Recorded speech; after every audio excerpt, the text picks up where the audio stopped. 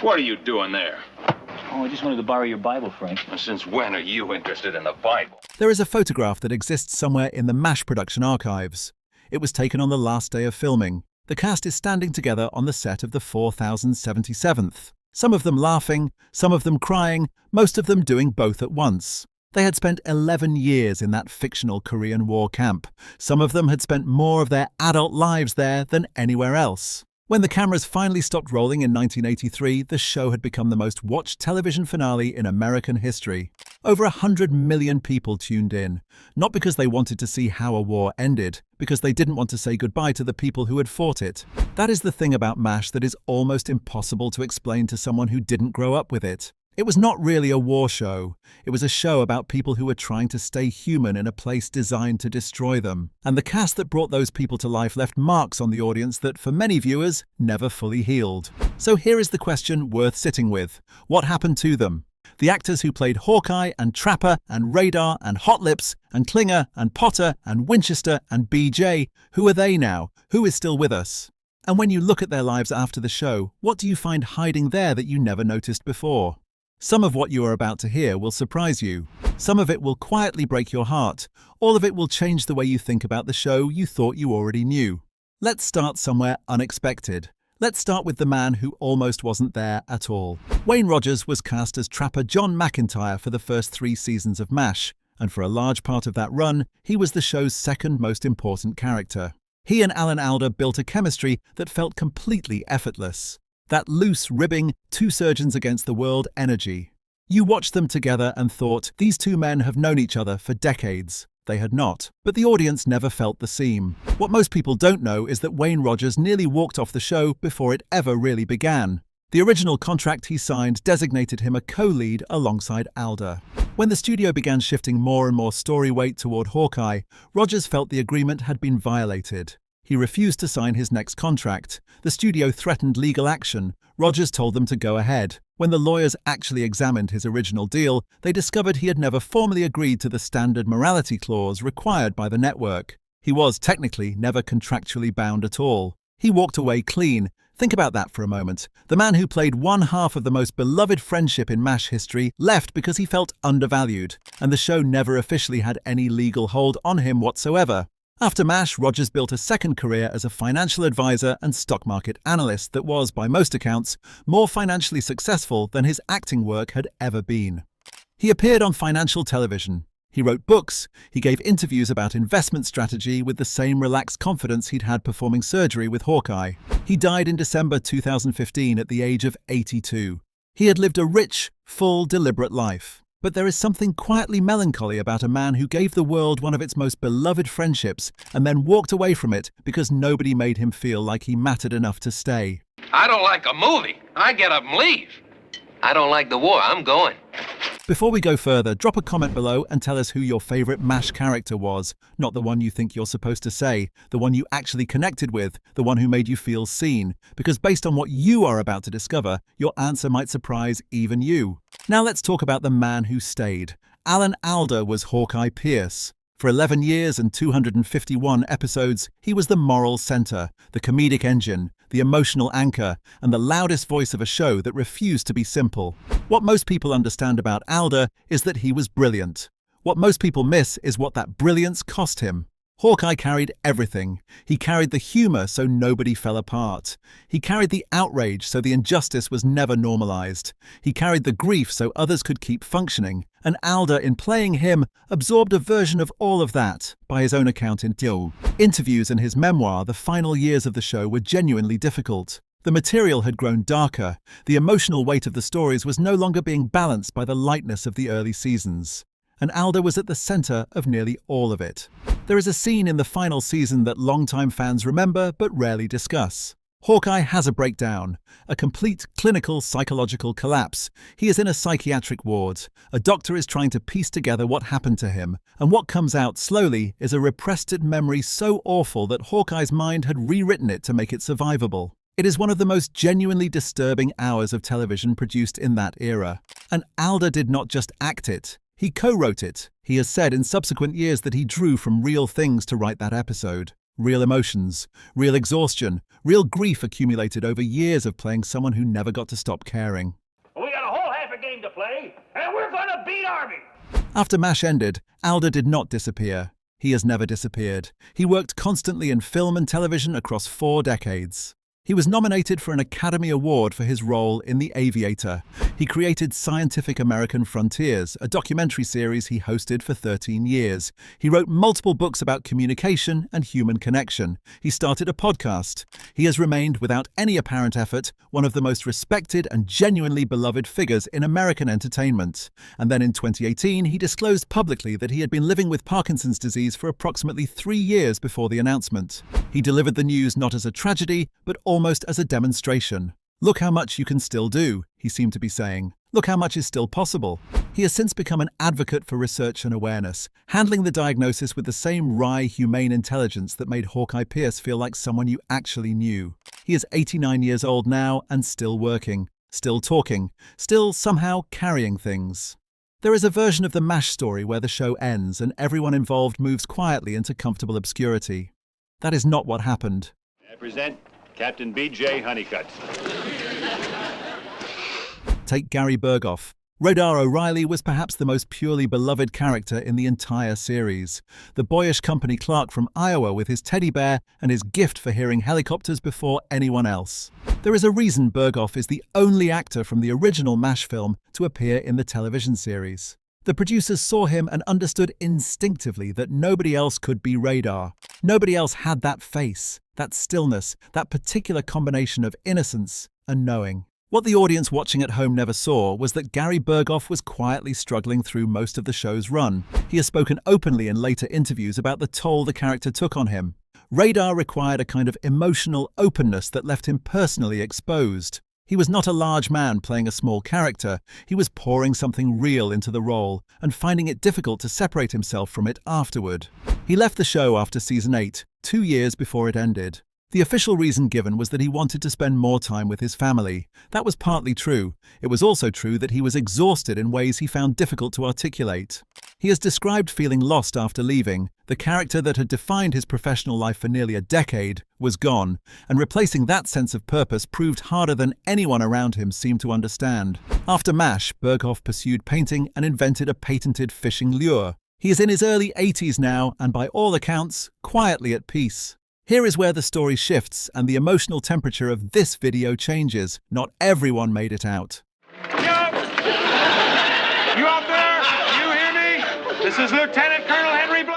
McLean Stevenson played Lieutenant Colonel Henry Blake, the warm, bumbling, genuinely decent commanding officer of the 4077th during the show's first 3 seasons. Henry Blake was comfort. He was safety. He was the character who made the camp feel like something survivable. And then in the season 3 finale, the writers did something that stunned the audience so completely that many viewers recall exactly where they were when they saw it. Henry Blake was discharged. The war was over for him. He was going home. The cast celebrated. The laugh track played. It felt like resolution. And then Radar walked into the operating room and, in a voice that was barely holding together, he read from a piece of paper. Lieutenant Colonel Henry Blake's plane had been shot down over the Sea of Japan. There were no survivors. The audience had been entirely unprepared. The laugh track, which the show used throughout the episode, went silent.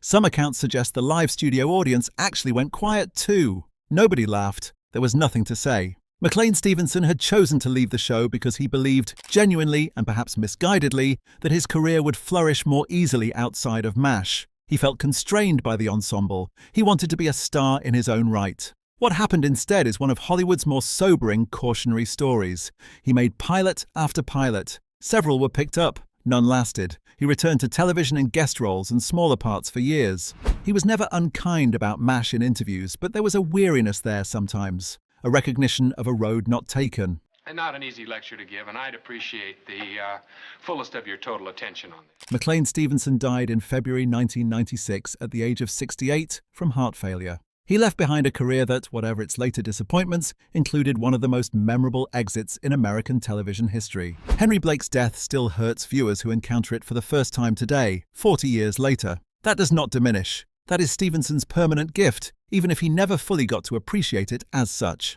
We have to pause here and ask something. Because this is the part of the MASH story that most retrospectives skip past too quickly. Why does that death still hurt so much? The show killed Henry Blake without warning, without ceremony, and without giving the audience any time to grieve on screen. The scene ends. The next episode begins. Life at the 4077th goes on, and the audience is left alone with something heavy and unresolved, exactly the way real loss actually works. That was an intentional creative decision, and it was brave, and it permanently altered how viewers understood what kind of show they were actually watching. Now, if this kind of deep dive is something you want more of on this channel, subscribing takes about 2 seconds, and it means you will never miss one. We do this kind of thing regularly, and some of the upcoming ones are going to go to places that will genuinely catch you off guard. I've had it with that clown Klinger. He's degraded all of us for the last time. Larry Linville played Frank Burns for 5 seasons, and it is one of the great underappreciated performances in the history of the show. Frank was written as a villain, but Linville found something beneath the villainy that the scripts did not always intend. He found a man who was genuinely afraid. Afraid of being exposed, afraid of being seen for what he was. Frank Burns was not confidently cruel, he was desperately insecure, and Linville understood that distinction completely, even when the writing used him as a punchline. Linville chose to leave after season 5. He has said in interviews that he felt he had taken the character as far as it could go. There was nowhere new to bring Frank. He made the decision while the show was still enormous. That took a kind of discipline that is easy to underestimate. He returned to television in various roles over the following decades. He died in April 2000 at the age of 60 from esophageal cancer. He was not given the farewell that some of the others received. No major tribute episode, no dramatic send-off. He had simply left years earlier and the show had moved on. That is its own kind of melancholy. Now, I know I've been acting a little goofy lately, but there's a good reason for it. Harry Morgan came in after Stevenson left and played Colonel Sherman Potter, the career military man who became the steady moral backbone of the show's later years. Morgan was already a veteran actor by the time he joined MASH. He was in his late 50s. He brought a weight and a credibility to the role that the show needed after the looseness of the Henry Blake years. Potter was not a buffoon. He was not played for easy laughs. He was a man who had seen too much and learned from it and was trying to create something decent in a place that did not reward decency. Harry Morgan had a long life and a long career. He died in December 2011 at the age of 96. He worked until very close to the end. In later interviews, he spoke about Potter the way a man speaks about a version of himself he is genuinely proud of. Not a character he played. A man he had the privilege of being for a while. There is a discipline in that, a refusal to simply stop, that feels very much in keeping with Sherman Potter himself. Hey, South Korea, it's cold and it's damp. And then there is Jamie Farr. Corporal Maxwell Klinger spent most of MASH's run attempting to get discharged from the army by dressing in women's clothing, operating under the Section 8 provision for mental unfitness. It was played for comedy. Broad, recurring, sometimes absurdist comedy. And it worked. Klinger became one of the most recognizable characters in the series. What is genuinely remarkable about Jamie Farr is the gap between how that character was received and what Farr himself understood he was doing.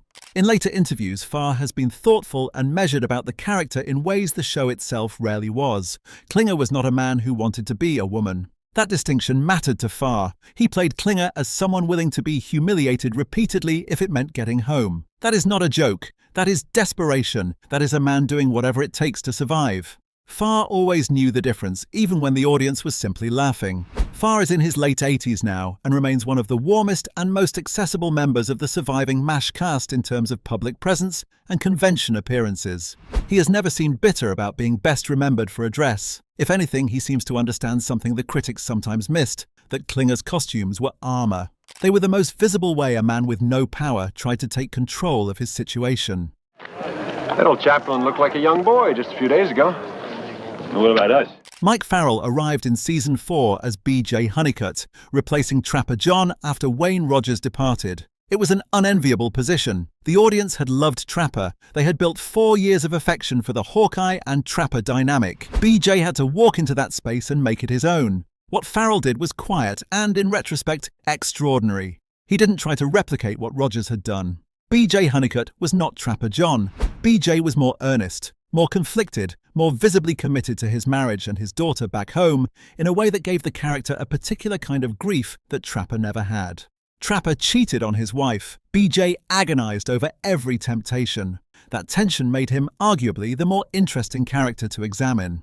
There is an episode late in the series where BJ has a moment of moral failure. He does something he is not proud of. He cannot fix it. He cannot apologize to the right people. He has to carry it. Farrell plays that scene with a restraint that is almost painful to watch. No big speeches, no cathartic breakdown, just a man who knows what he did and understands that knowing is not the same as being forgiven. After MASH, Mike Farrell became deeply involved in political and social activism. He worked extensively on anti-death penalty advocacy, human rights campaigns, and humanitarian causes. He wrote a memoir. He has remained one of the most politically engaged members of the MASH alumni, consistently using whatever public platform remains available to him for causes he believes in. He is in his mid-80s now. BJ Honeycutt would probably approve. Charles, you didn't have anything to do with this, did you? Me? Not a chance. Wouldn't waste my time. David Ogden Stiers joined the cast in Season 6 as Major Charles Emerson Winchester III, the snobbish, brilliant, occasionally cruel Boston patrician who arrived as a foil and stayed as something far more complicated than that. Winchester should not have worked. The character was written as an obstacle, a new antagonist to replace Frank Burns, who had departed with Larry Linville after Season 5. But Stiers brought something to Winchester that elevated the character consistently above what was written on the page. Winchester had genuine depth. He had pride and prejudice, and underneath both, a loneliness that the show occasionally let you see clearly and then quickly buried again. There is an episode involving musicians that longtime fans remember as one of the series' finest hours. Winchester becomes involved with a group of Korean musicians who are trying to master a piece of classical music. He teaches them. He invests in them. He is briefly more human than we have ever seen him. And then something happens to those musicians that cannot be undone, and Winchester's grief is enormous and silent and completely private. He never speaks of it again. The show never returns to it. He simply carries it the way people carry the things they cannot say out loud. David Ogden Stiers died in March 2018 at the age of 75 following a diagnosis of bladder cancer. In interviews from his later years, he reflected on Winchester with a mix of affection and gentle regret, not for what he had done with the character, but for the ways the show had sometimes underused what the character could have been. He was a trained classical musician himself. The music that Winchester loved was not research for Stiers, it was his actual life. How about a little kiss for me? Oh. And then there is Loretta Swit. Major Margaret Houlihan began as a target. Hot Lips, as the men called her, was initially written as a comic foil. Uptight, humorless, romantically entangled with the equally absurd Frank Burns. She existed in those early seasons largely so Hawkeye and Trapper could mock her, and then something happened. The writers began to look more carefully at what Swit was doing with the material. What they saw was a woman constructing a fully realized human being out of a character that had been written as a punchline. Swit gave Margaret dignity that wasn't always on the page. She gave her longing and professionalism and a pride in her work that was genuine rather than comic. She gave her the wounds of a woman who had spent her entire adult life in a male institution and had learned through necessary and painful practice how to survive it. By the later seasons, Margaret Houlihan was the emotional spine of the entire camp, in ways the show had never originally intended. She became the person who held things together, not through humor, not through authority, through competence and care and a stubbornness about standards that the audience learned over time to recognize as love. Loretta Swit has remained one of the most publicly present MASH alumni. She has been involved in animal rights advocacy for decades, a cause she has described as the most important commitment of her life outside of her craft. She is in her mid-80s now. She looks back on Margaret with enormous warmth. What she created with that character, without the full support of the original writing, is one of the quietly extraordinary achievements in American television performance. There is one more person we need to talk about before this is over. Yes, of course. Well, the whole thing is Francis John Patrick Mulcahy. William Christopher played Father Francis Mulcahy throughout the entire run of MASH. He was the camp chaplain, the quiet man in the corner of almost every difficult scene, the one who gave last rites and heard confessions and sat with the dying when everyone else was too exhausted or too broken to do it themselves. Mulcahy was rarely the center of anything. He was present at the center of everything. What many MASH fans do not know is that William Christopher and his wife Barbara raised a son with autism starting in the 1960s, at a time when the condition was profoundly misunderstood and deeply stigmatized. The Christophers became advocates and spent decades working publicly on autism awareness, long before that advocacy became mainstream or celebrated. William has spoken about what it meant to come home from work on MASH. from the noise and chaos of that set and return to the quiet, patient daily work of loving a son who experienced the world differently than most people around him. There is a quality in Mulcahy that now, knowing this, you cannot unsee. The way he listens, the way he stays, the way he is present without requiring anything back. That was not entirely a writer's creation. That was a man who had learned in his real life what genuine witnessing looks like. William Christopher died on New Year's Eve 2016 at the age of 84. He had been living with multiple myeloma. His wife Barbara wrote about his final weeks with honesty and love. He died, by her account, peacefully, having lived a life in which he did considerably more good than most people are ever given the opportunity to do. And here is the thing that will sit with you longest, if you let it. MASH was never really about the Korean War. It was about the people who kept showing up, who kept operating and laughing and grieving and surviving in a place that had no right to produce anything worth remembering. And the actors who played those people carried something of that into their own lives. The grief, the comedy, the stubbornness, the refusal to stop caring when caring had become genuinely painful. Well, what are you kidding? When I was 7, Billy saved my life. He did. When the finale aired in February 1983, 106 million Americans watched Hawkeye Pierce climb into a helicopter and look down at the word goodbye spelled out in rocks on the ground below. He had not arranged it. Radar had. Before he left. Because Radar always knew things before anyone else did. That image has never gone away. For millions of viewers, it never will. The cast of MASH did not just make a television show. They made something that people took into their lives and kept there. Something that helped people understand grief and friendship and the specific human dignity of refusing to become numb. The actors who are gone left that behind. The ones who are still here carry it still, and the ones we never stopped watching somehow never really left at all. You came here wondering who is still with us. The honest answer is that some of them are here in body and some of them are here only in everything they left behind. And in this particular case, what they left behind is enormous. If you have a video idea you want us to explore next, leave it in the comments below. We read them, more than you might think, and some of the best ones we have made started exactly there.